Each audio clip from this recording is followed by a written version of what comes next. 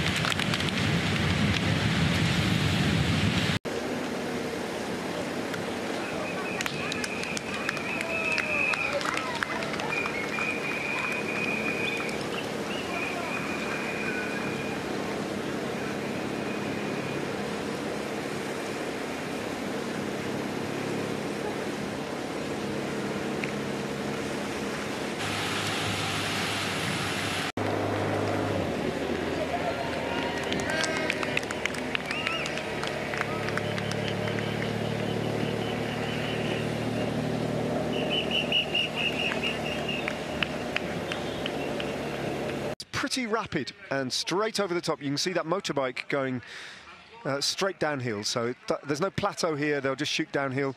Tarozzi sprints for the mountain points just to shore up his position in the general classification. Incurs the wrath of Jacopo Mosca, ignores Jacopo Mosca and competes against him nonetheless, and then says, go on, you take the descent. I was just going after the points. It's one of those little squabbles, isn't there, with two teams with different ambitions on the stage.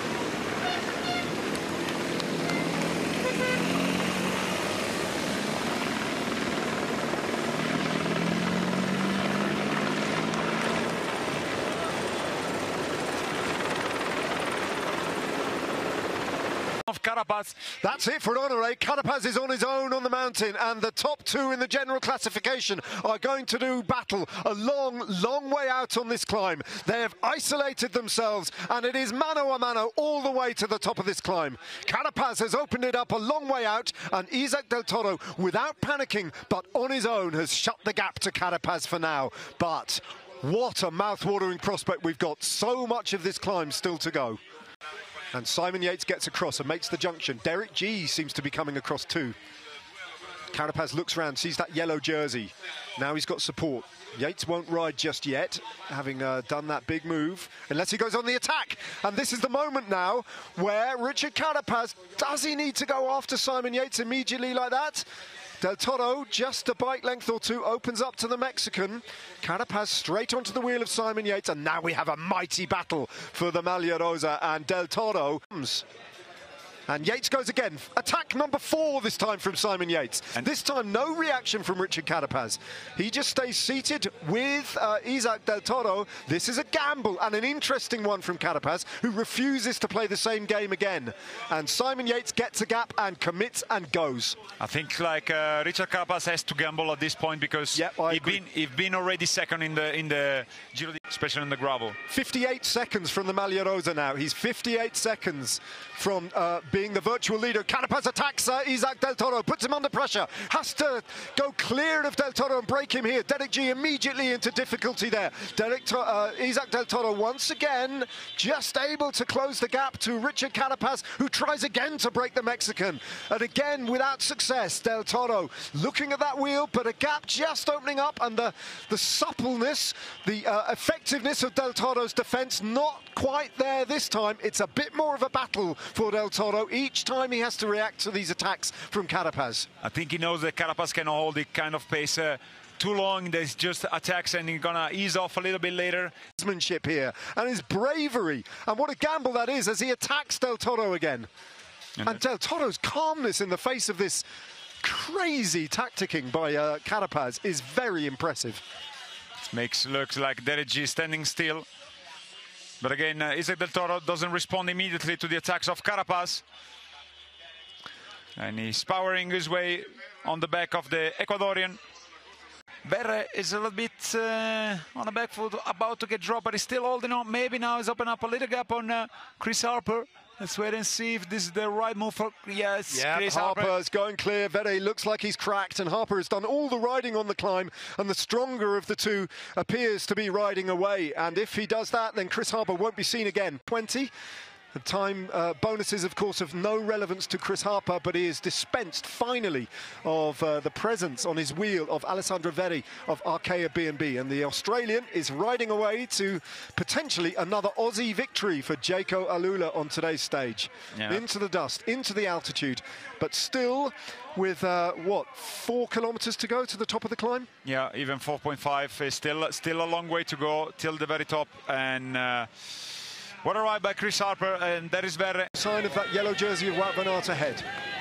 His advantages come back a little bit over the Maglia Rosa group since Richard Carapaz has been riding once again. But there they are, down the mountain and almost out of sight. And still Carapaz is trying to break Isaac Del Toro. And still Del Toro refuses to submit. Chris Harper to win this stage. Still a long way for him, but let's not forget, it's going to be a long descent now, heading to the bottom of the climb of Sestriere. Over the top in the gloom, Chris Harper takes the Cima Coppi, takes the Finestre climb, and starts to descend towards the final drag up to the finish line in Sestriere. He's got 27.5 kilometers to go, a huge lead over Alessandro Verre, and he just needs to hold it all together. But meanwhile, behind the Yates group, and what matters much, much more, unbelievably strong climb from Simon Yates. Is this the descent to victory for Simon Yates? Let's wait and see. Is all it takes to bring this home. As you said, he rode perfectly. It's going to be very hard just the last 5 kilometers. So the first 10 kilometers, and here we are. Wout van Aert, he knows what's happening. Where's Wout? Here's the answer. Perfect time for him to pick the wheel of Wout van Aert, who's been waiting for this role, a decisive role. An athlete who, let's not forget, intervened to help Jonas Vingegaard significantly win his first ever Tour de France in amazing fashion.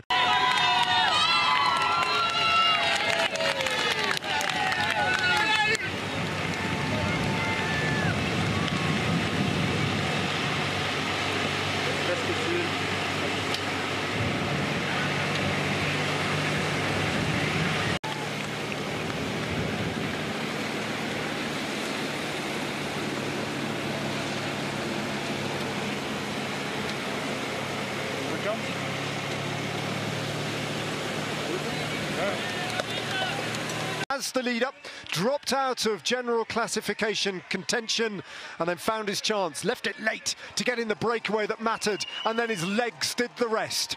Chris Harper, by far the best of the climbers in a 31-rider breakaway, is a World Tour winner for the first time in his career. And not only that, he is a Grand Tour stage winner for the first time in his career. Wipes the sweat from his eyes, looks up and can relax and ease up over the line. A winner at the Giro d'Italia, and not of just any stage either. A stage that people will remember for years, decades to come. One of the most famous in history, the stage winner on the Finestre climb in Sestriere. And now the emotion hits home. Chris Harper, the Australian, joins the select group of riders who have ridden to Queen stage victories.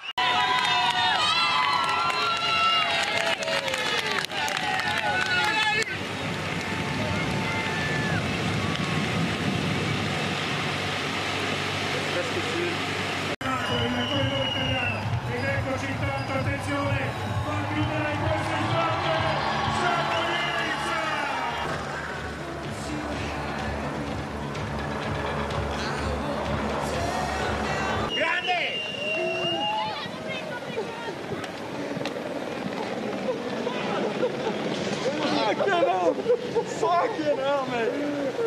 Fuck. That's amazing, man. Fucking hell. What a ride, mate. Unbelievable. Bravo, Simon. Fatta, fatta.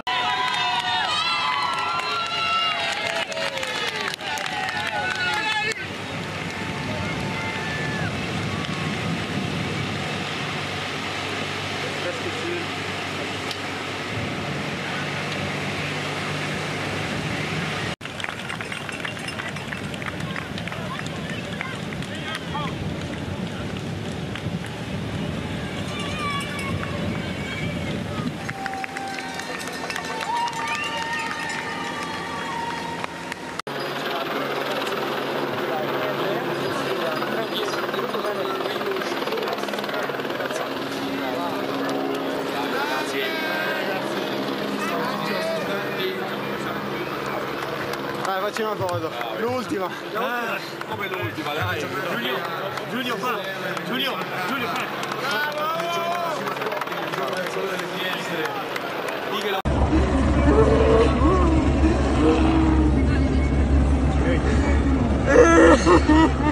Dai, Alessandro, questo è lo sport.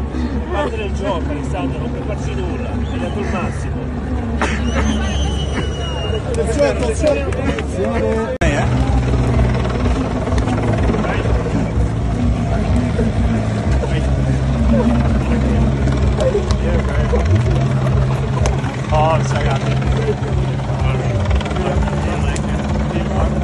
Where there's a winner, there's a loser, and where there's a loser, there's a winner. And the winner of stage 20, Chris Harper, is readying himself backstage to step out like Nicolas Prudhomme, like his teammate, Luc Plapp, to do something he's never done before, like Casper van Ouden. We've had a few, haven't we, riders winning Grand Tour stage wins for the first time in their career. Josh Tarling being another one, Dan Hula. Half a dozen riders have come here to the Giro and done this for the first time in their careers. Everything perfect for the tall and very... laid back. Yeah, as many Australians, right? Yeah. I mean, we love the way he raced. Zosma for Chris Harper. Biggest victory of his career. So there's a lot of enjoy for this. Only the fourth win, I think, of his career as well, Chris Harper. But it's a biggie, a really big one. The Queen stage of the Giro. And with style. The Coppa, the Cime Coppa. Coppi. Too many words in one day, in one month. Yeah. Cime Coppi. Now it's time for popping some champagne. Expect a big sip on this giant Astoria bottle. Don't disappoint us, Chris. You gave us a lot of watch today and a lot of pleasure for the eyes on the bike, hopefully also off the bike now. Yeah, I seem to remember Luc Plapp had at least 2 swigs, didn't he? Maybe 3.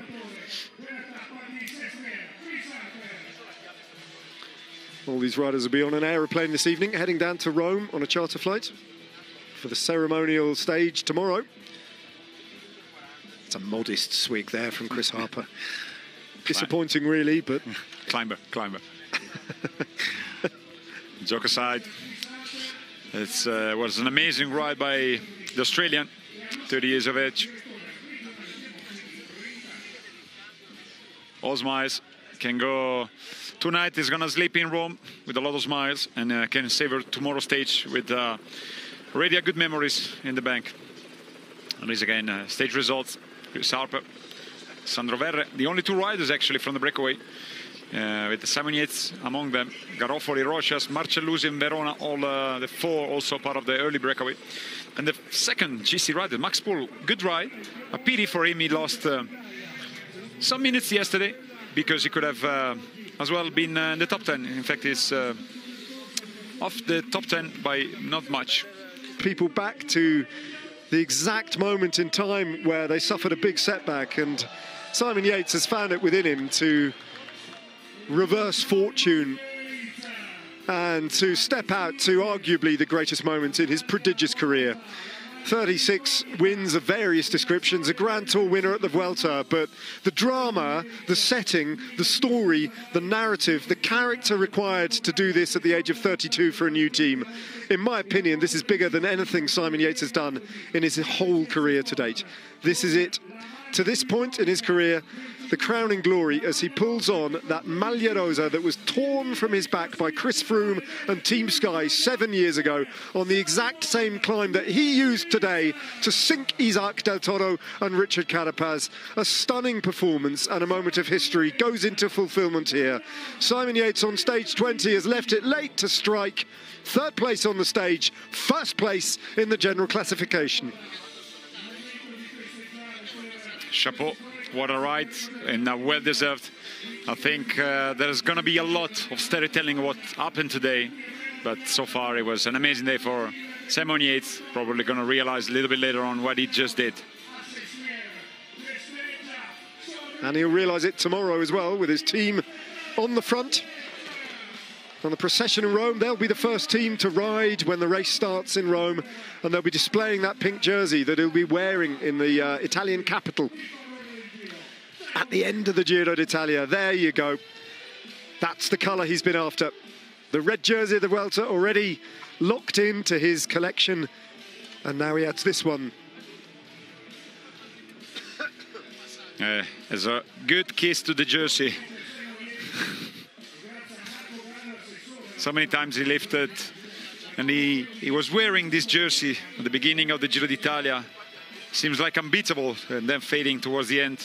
But today it was all the other way around, and he's going to wear the jersey when there is the need of it, tomorrow.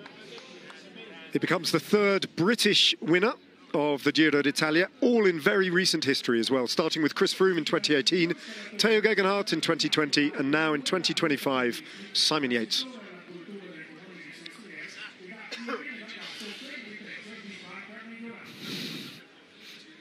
That's the picture you're going to see on the front of newspapers, I think, tomorrow. And that is the top 10 that we're going to take down to Rome with us. 1 Australian, an American, 2 Colombians, 2 Italians, 1 Mexican, an Ecuadorian and a Brit at the top of the GC.